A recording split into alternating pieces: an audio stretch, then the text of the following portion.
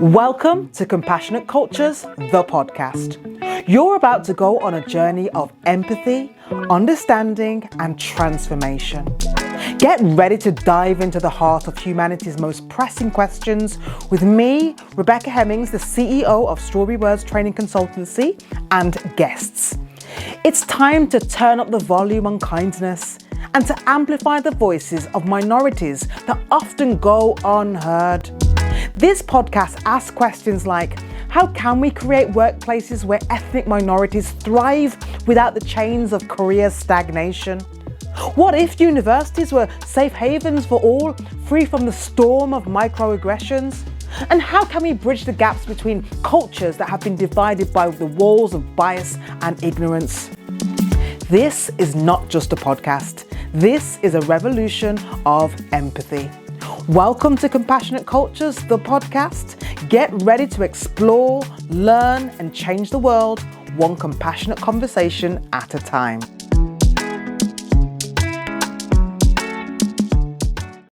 So I'm in a different location today. I'm actually in Ireland, Kilkenny, Ireland, and I'm here delivering anti-racism training for a wonderful company called Cartoon Saloon.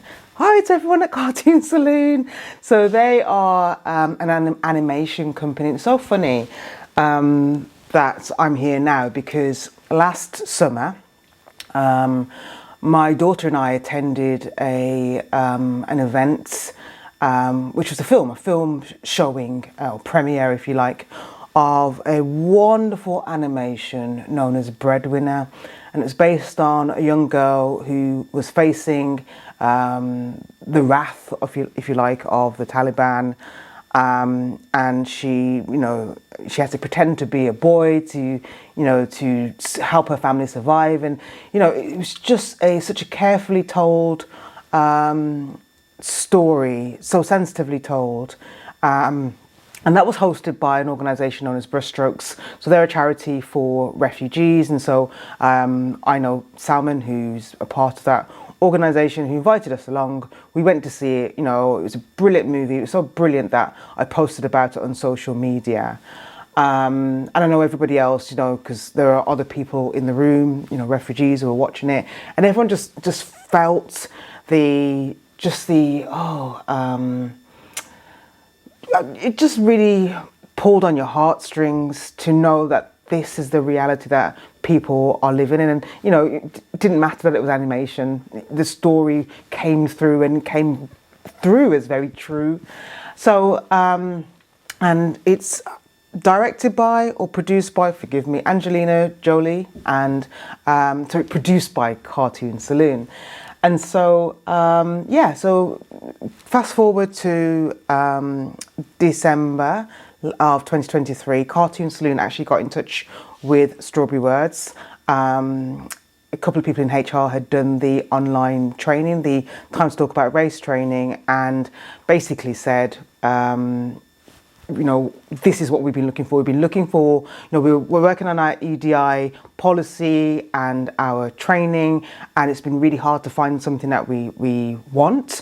And we've done your online training, and we wondered if you deliver this in person, because we'd love for you to come over to Ireland to deliver it for us.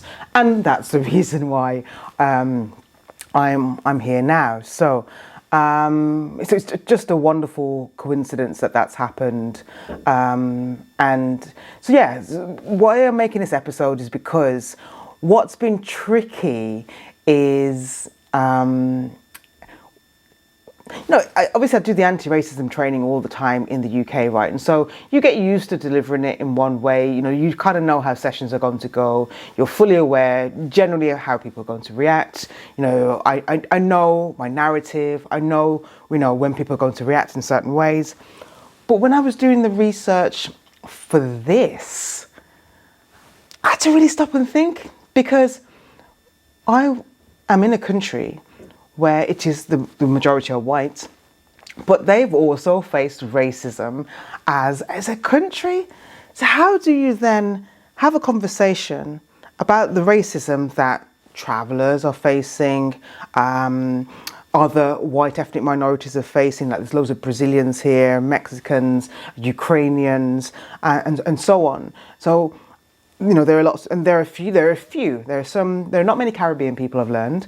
There are many, I say many, I know in Kilkenny, the percentage of black people is something around the figure of 1.6%. So it's really, really low. And so, yeah, so my question was like, how do you talk about systemic racism with a nation or a group of people who've had a history of racism themselves? And, you know, if you believe that, well, you can't be racist if you faced racism, then how do you have that conversation? And, you know, again, I always say it's never about pointing the finger and blaming. It's about having an open, honest conversation about the current state of play, right? Everybody wants to improve things, right? So how do we have that conversation? So that's the bit I was really a bit nervous about, if I'm being honest, because before I delved into doing a whole heap of research, I was just unsure about what that would look like, because excuse me, it's a lot more straightforward in the UK. So, you know, I embarked on a period of research. So that meant, you know, YouTube's a great thing. Not saying I only did it by YouTube, but what was amazing, because I needed to get some, so, you know, I didn't have time to do lots and lots of reading, reading lots of books. But for some things, I just needed insight into what this was about. So, for instance, the Great Famine and what happened there, because these things you're not taught in school in the UK. So, you know, just a quick brief overview of that. So, I'm not going to remember the dates, but I feel like it's you know, I'm not going to embarrass myself by trying to remember the dates. But the Great Famine was a time in Ireland where the British ruled. And there was you know, the main way Irish people got food is through their potatoes. That was the staple diet. And unfortunately, the potatoes became diseased through what's known as blight. So the potato crop for quite a few years, I think it was about 5 to 7 years, it wasn't there. And unfortunately, people died in mass amounts. I believe the figure was 2 million, and I should have checked this before I made this episode, but I'm just going off memory. Oh, it's a whole lot of people. Massive tragedy in Irish history. And again, you know, the bits you're not taught, because I was aware of the famine. It's not that I hadn't heard of it, but what I didn't know was that it was totally preventable. It didn't have to be that way. It wasn't as if there wasn't food in Ireland. There was, but a lot of the food was then being exported to England, to the UK, which is, it's sad, really, really sad. Hey, I know you're enjoying the podcast episode, but I just want to quickly come in and say, look, if you're an organisation that needs anti-racism training for your organisation because your staff are lacking in a racial literacy, they don't have the words, they get stuck when talking about racism, they want to be able to deal with incidents, but they're not sure how to, then check out our Time to Talk About Race online CPD accredited course at strawberrywords.co.uk. Okay, we can train from 10 to 10,000. But get in touch today at admin@strawberrywords.co.uk. Now back to the episode. And then, a lot of Irish people went to America. I didn't know that today 15% of Americans have Irish heritage. I didn't know that Mariah Carey's mum is Irish. She's Irish, married to a black Venezuelan, and just a side note really, when Mariah Carey's mum's family found out she was dating essentially a black man, they disowned her. So, just interesting stuff. Going back to my challenge, how do I have a conversation with people, white people who have that history? And so what it came down to, the bit that I felt I really needed explaining just was really around what is racism. And essentially, and I won't go into the ins and outs of it, that's for the training, but essentially it's just ensuring that people know that actually anybody, and I know people will argue with me on this one, but I'm pretty clear on what it is. Any group of people that is in the majority, regardless of their skin colour, if they have the power and they are in the majority, they can racially discriminate against ethnic minorities, whoever those minorities are. So we see, for instance, the Dalit community in India, who are deemed as the underclass, if you like. It's the same kind of thing. Everybody, people are Indian and they've all faced their own forms of persecution. However, those people who are in the minority, those people who don't have a voice, those people who don't have power, they are the people who are on the receiving end of racist treatment, because it's based on ethnicity. Okay, so ethnicity is your culture, it's your language. It is also sometimes to do with skin color, but not always. It's your ancestry. It's the same with the travellers here. So the travellers here, Irish travellers, are the Dalit community of Ireland.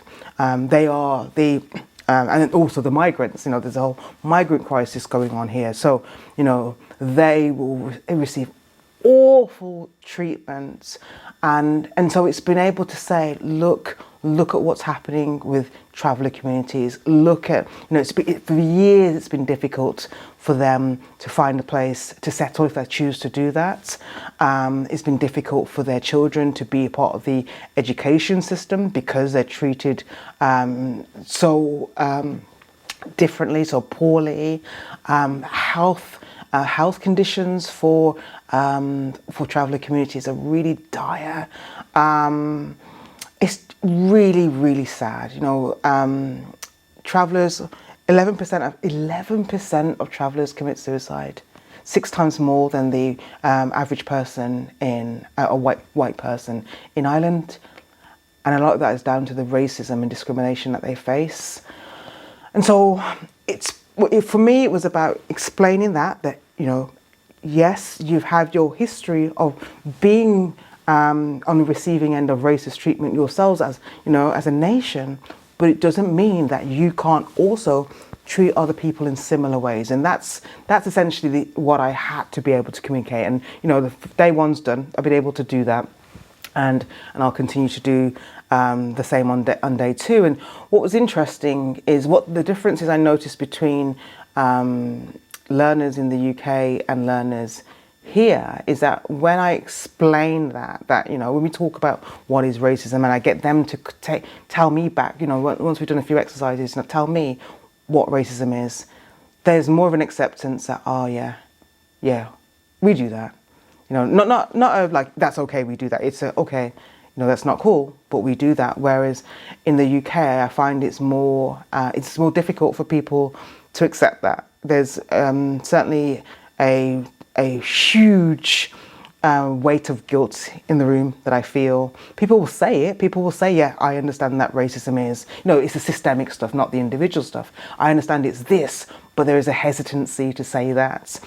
Some people will embrace it, but I notice in general, there's just a lot of pressure and angst behind responding, whereas I didn't feel that, or haven't felt that here. It's like, yeah, I see it. And I'm pretty sure, I don't know for sure, but I'm pretty sure that's because of the history. It's more easily recognised here. So, yeah, it's always interesting work, never easy. But it just goes to show the importance of knowing who you're speaking to when you're delivering training. It's, I've delivered anti-racism training for many different groups around the world, and I always have to embark on that research. I always have to think about the words that I use. I have to be aware of what are the contentious issues. One of the contentious issues here at the moment is the migrant crisis. We think things in England are quite, bad. It's a lot worse here, but that's for another episode, or for you to go and check it out online. But I just wanted to share that because I know that would be useful for somebody listening. All right. As always, let me know what you thought of the episode. You can comment on Spotify or send us a message on social media. All right, you have a great day. Bye.